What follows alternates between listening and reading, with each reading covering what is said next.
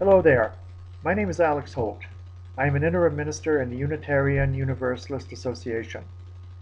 The Church of the Larger Fellowship has invited me to speak for a few moments about recovery and rebirth. Recovery from what? In my case, it's alcoholism. Through much of my adult life, I had been an active alcoholic until June 13th, 2003. That was the last day that I drank alcohol. It was in a small apartment in Springfield, Illinois, where I had nearly finished a very successful interim ministry there. I had, in secret, to the extent I could, been drinking heavily for several years.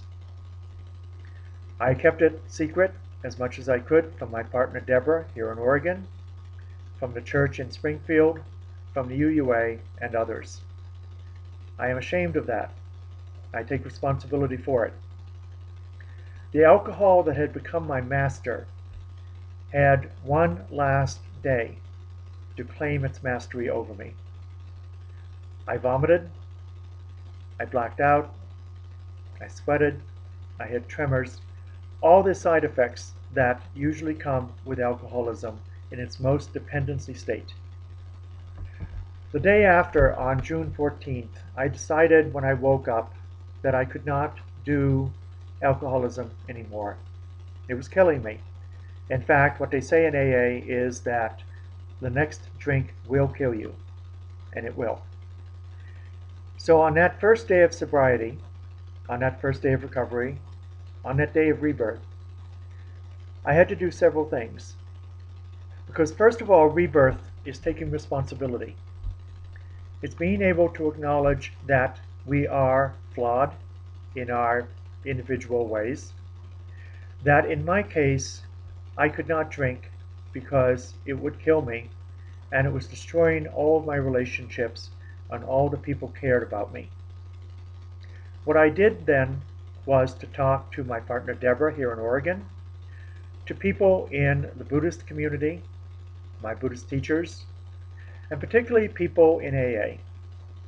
They were there for me no matter what, and I would like to say that I was there for them as well.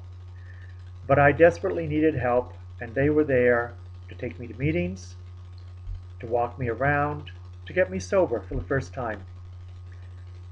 And one thing is about responsibility is you have to be honest, and you have to reclaim that ability. And for my first day of sobriety, rebirth for me meant being honest with people, not just about alcoholism, but about the things in my life where I was unskillful, or my dreams, or my worries, or my sorrows. That was one part of rebirth, to be honest. A second part of rebirth is to take responsibility. The first step of AA says that we admitted we were powerless over alcohol. That's taking responsibility. I knew it. I couldn't run around it anymore. So I went to meetings, I talked to Deborah, I talked to my Zen teachers, I talked to other people who had understanding of what alcoholism and addiction meant.